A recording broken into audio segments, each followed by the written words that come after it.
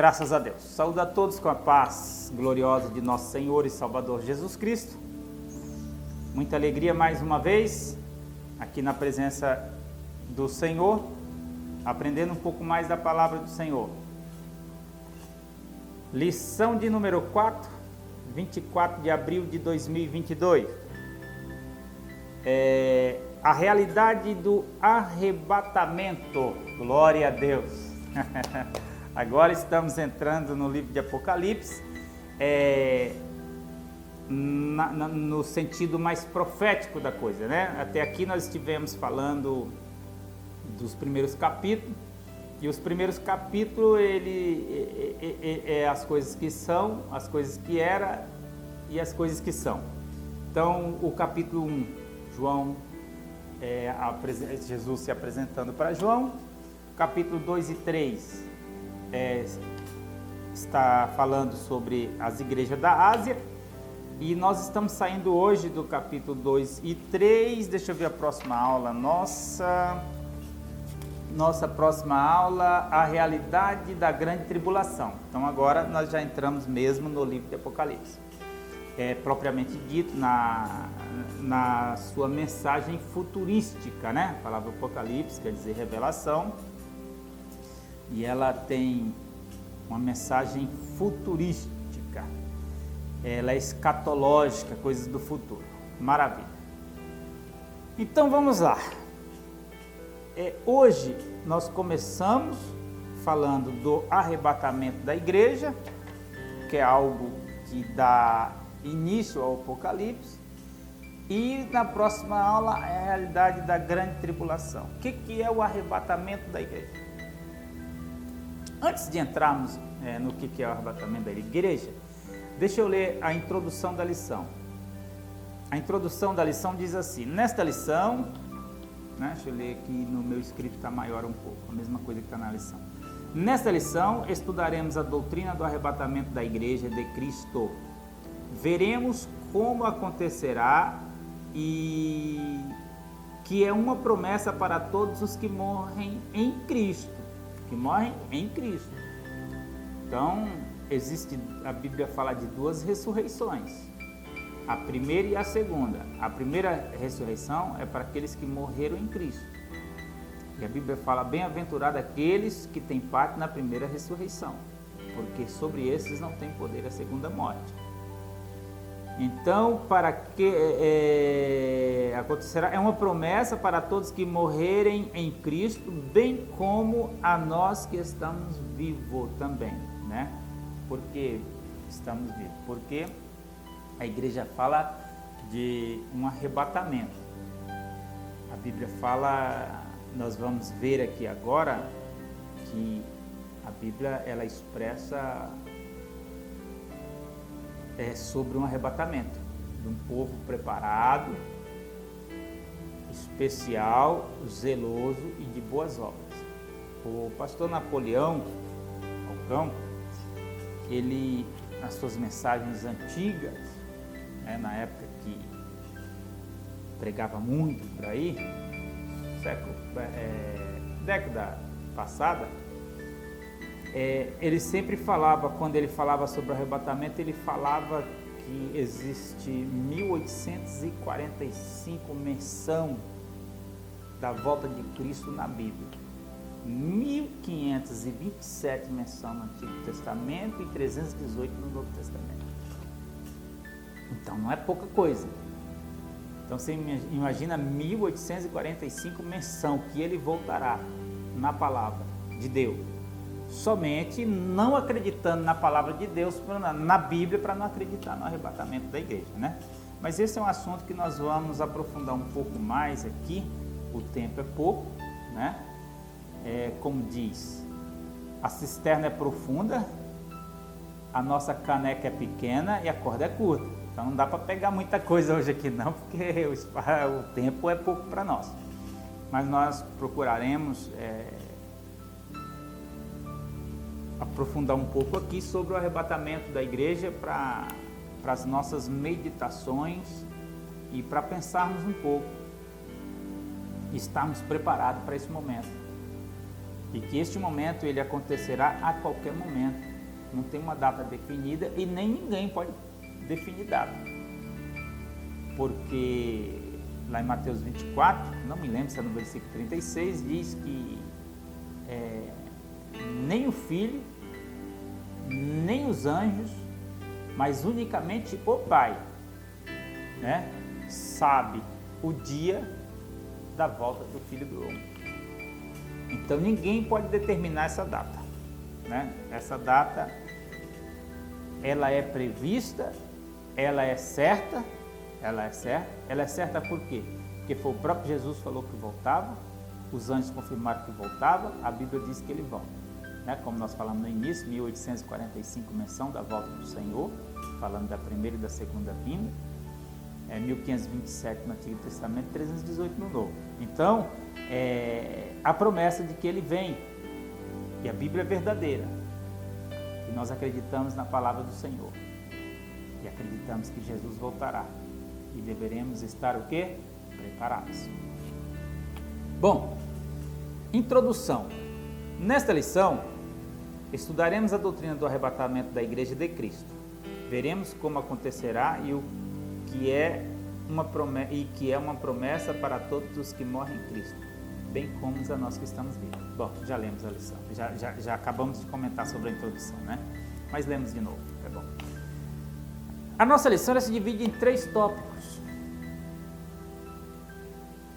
O primeiro tópico diz assim: a esperança para os que morrerem em Cristo. Então, existe uma esperança para os que morrerem em Cristo. Então, aqueles que já morreram, mas que morreram dentro da obediência, né, a Deus, a palavra, esse sim será ressuscitado no arrebatamento da igreja. Vamos ver isso no decorrer da nossa lição, da nossa aula. O segundo tópico, a igreja e a esperança do porvir, né? A igreja e a esperança vindoura. A igreja e a esperança futura. A esperança ela é sempre futura, né?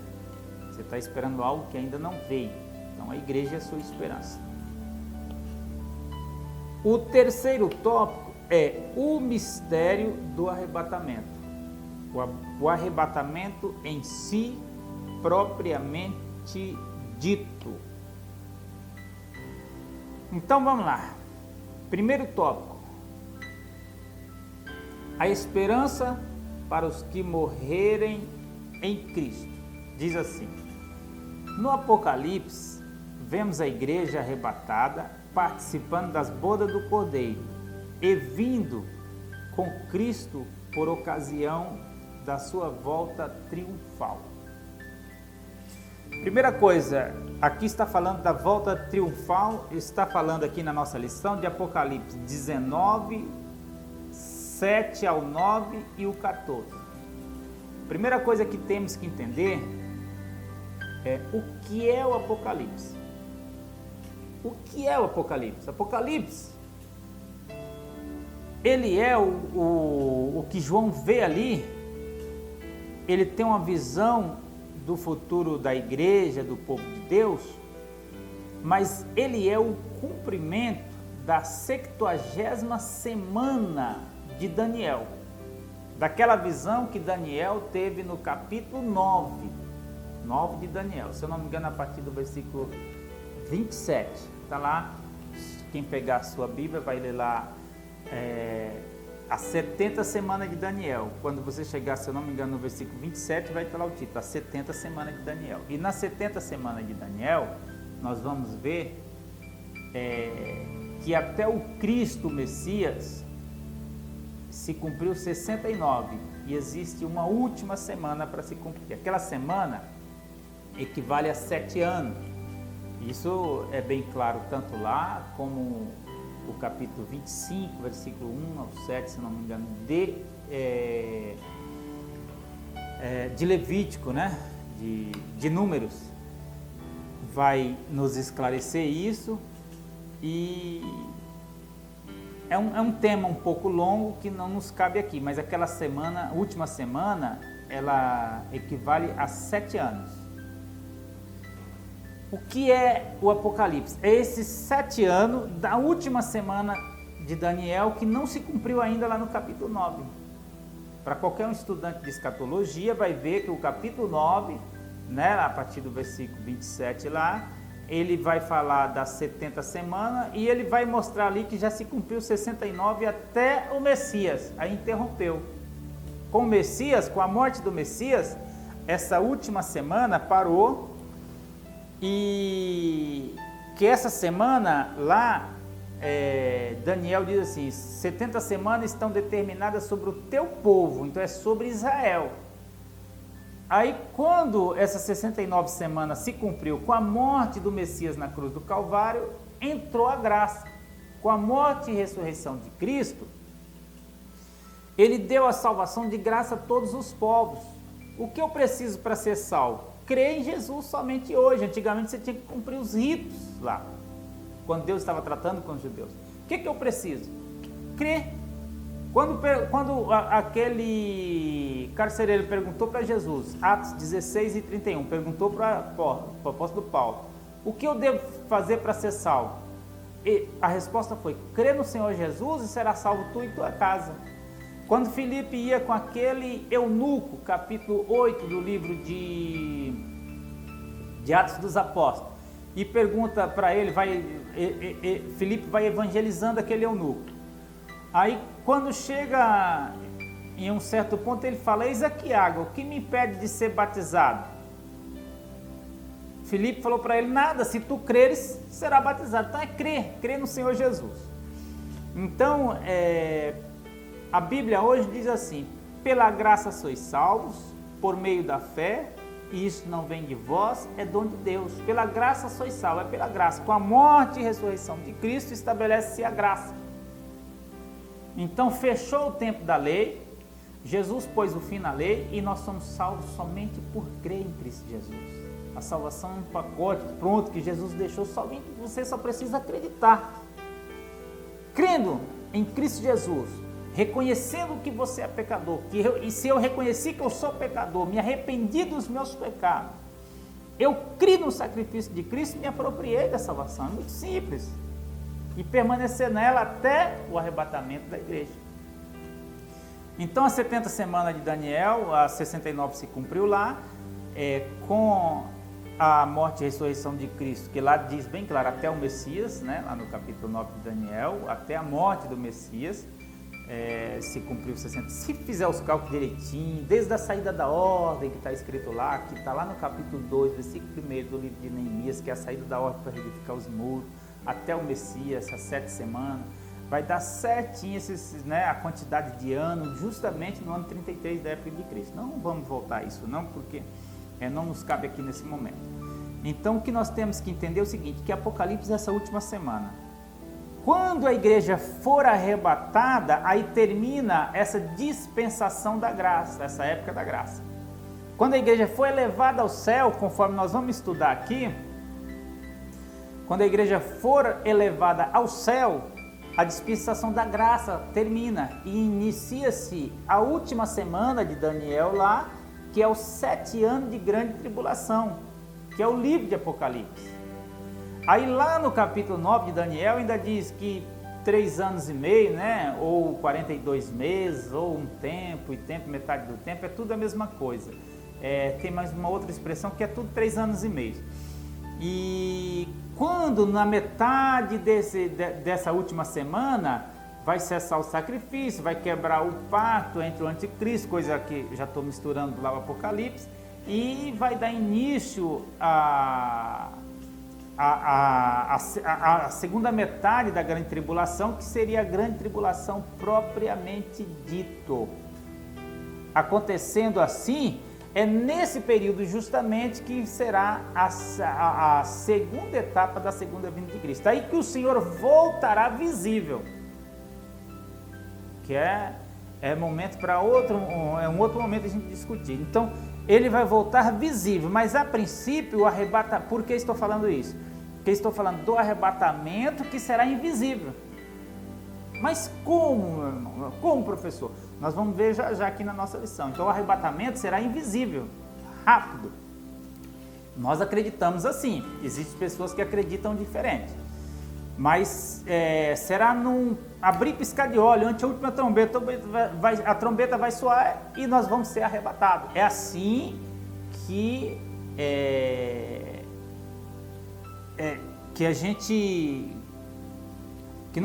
a Bíblia nos apresenta, né? O arrebatamento da igreja. Então será esse momento invisível e depois essa vinda, a igreja sobe, né? Tem as bodas do Cordeiro. E depois a vinda na metade da grande tribulação, aí será visível, todo olho verá. Já compliquei demais, né? Vamos parar por aí, vamos falar do arrebatamento da igreja somente.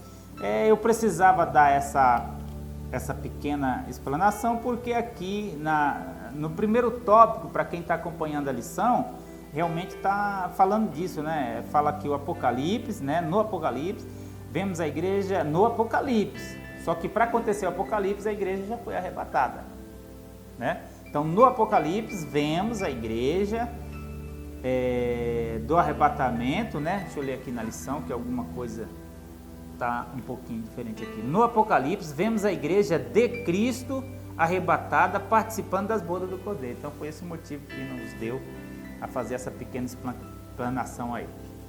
Então, vemos a igreja de Cristo arrebatada, né, participando das bodas do Cordeiro e vindo com Cristo por ocasião da sua volta triunfal, que vai estar em Apocalipse 19, versículos 7 ao 9 e o versículo 14. Bom, ainda no primeiro tópico, falando o tema, né, do primeiro tópico, o título do primeiro tópico é a esperança para os que morrerem em Cristo. Ainda no primeiro tópico, a esperança desses que morrerem em Cristo, no 1.1 diz assim, né? Cristo e as primícias dos que morrerem. Quando Jesus morre na cruz por nossos pecados e ressuscita ao terceiro dia, se torna as primícias dos que dormem. Se torna as primícias dos que dormem. 1 Coríntios 15, 20. Diz que Cristo é as primícia e depois nós. Então o que é essas primícias? Primícia é a garantia. Então Jesus morreu, ressuscitou ao terceiro dia, foi visto por inúmeras pessoas naquele contexto, naquela época, provando, né, provando a ressurreição dos mortos para um dia encontrar com Deus, ou para a vergonha eterna, né, ou para a vida eterna com Deus, mas que há de ressuscitar, todo joelho dobrará e toda língua confessará a Deus. Então Cristo é a prova disso. Por quê? Porque ele morreu, ele ressuscitou, foi visto por todos naquela época, né, foi visto por muitos naquela época, melhor dizendo assim, né, foi visto pelos discípulos, né, ele sendo elevado ao céu, né, ele já com o corpo transformado, subindo ao céu. Então tudo isso foi provado, ele é a primícia de tudo isso. E se apresentou para João lá depois, com o corpo glorificado, como seria na glória. Então por isso ele é a primícia de tudo isso. Se Cristo é a primícia, se Cristo morreu, se Cristo ressuscitou, nós também estamos com essa esperança, aguardando em Cristo Jesus, né, a ressurreição dos mortos e arrebatamento da igreja. A Bíblia fala de duas ressurreições. Daniel 2:2 diz que no fim todos ressuscitarão, uns para vergonha eterna e outros para estar eternamente com o Senhor. A primeira ressurreição se dará no arrebatamento da igreja e a segunda ressurreição no arrebatamento da igreja, que nós vamos ver aqui mais para frente, né? 1 Tessalonicenses 4, 14 ao 17, e a segunda ressurreição vai se dar no trono branco, no capítulo 20 de Apocalipse, no versículo 6. Então, no arrebatamento da igreja, é a primeira ressurreição. Por quê? 1 Tessalonicenses 4 e 16 diz assim, né, que o mesmo Senhor descerá do céu com alaridos, com voz de arcanjo, com trombeta de Deus. Aí diz, os que morreram em Cristo ressuscitarão primeiro. Então tem o quê? Ressurreição. Não sou eu que estou falando, não é o professor que está falando. É a Bíblia que diz. Se você acredita na Bíblia, existe a primeira e a segunda ressurreição. Então, os que morreram em Cristo ressuscitarão o quê? Primeiro. Aí diz lá, continuação do versículo 14 ao 17. Aí diz lá, e nós os que estivermos vivos, quem é esse nós? Qualquer um que crê no Senhor, que foi lavado as suas vestes no sangue do Cordeiro, qualquer um que acredita no arrebatamento da igreja, seremos arrebatados a encontrar com o Senhor nos ares. Então seremos arrebatados. Então essa é a primeira ressurreição, e é o arrebatamento da igreja.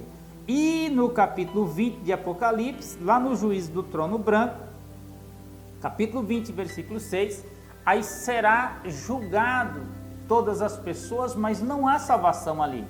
Ali são os mortos, o inferno, tudo, a morte deu conta dos mortos, o inferno deu conta dos mortos que nele existia, foram julgados e lançados no fogo ardente. Essa é a segunda ressurreição.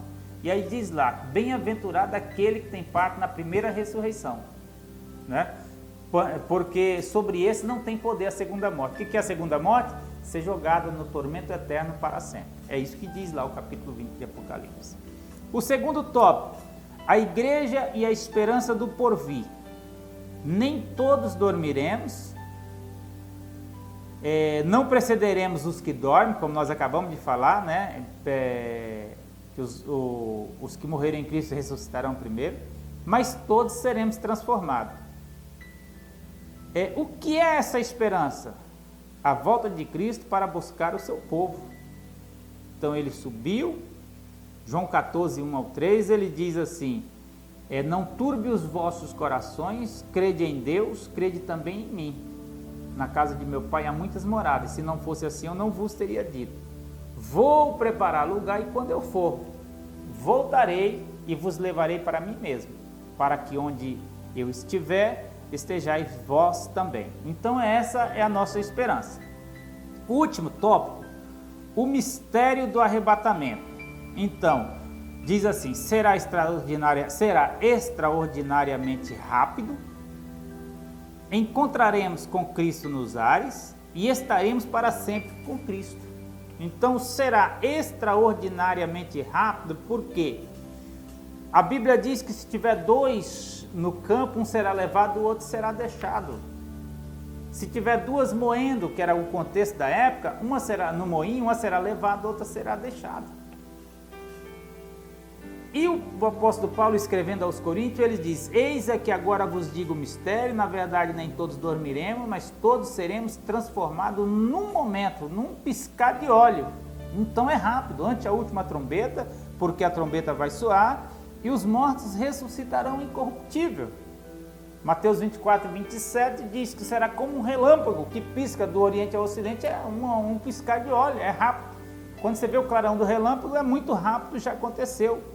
Mateus 24, 36 a 44 diz que o povo, assim como nos dias de Noé, o povo comiam, bebiam, casavam e davam-se em casamento. E não perceberam até o dia em que o Noé entrou na arca, até que o dilúvio veio e pegaram todos de surpresa. É pecado comer? Não. É pecado beber? Não. Casar e dar em casamento? De maneira alguma. Mas o pecado deles foi, e não perceberam até que veio o dilúvio.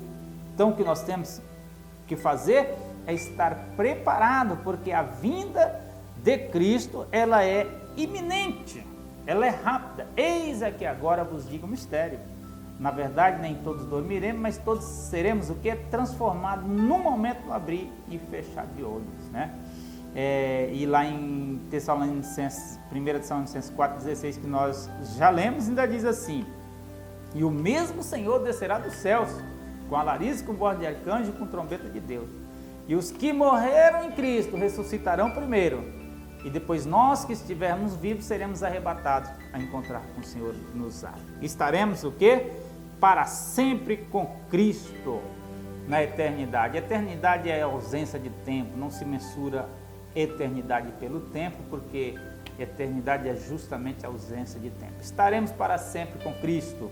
Essa é a nossa esperança, essa é a nossa alegria. Isso é que nos faz esperar a volta daquele que prometeu que iria preparar lugar, mas que voltaria para nos buscar. E nessa esperança nós permanecemos. Amém? Eu agradeço a oportunidade.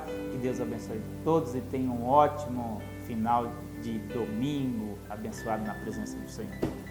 Amém.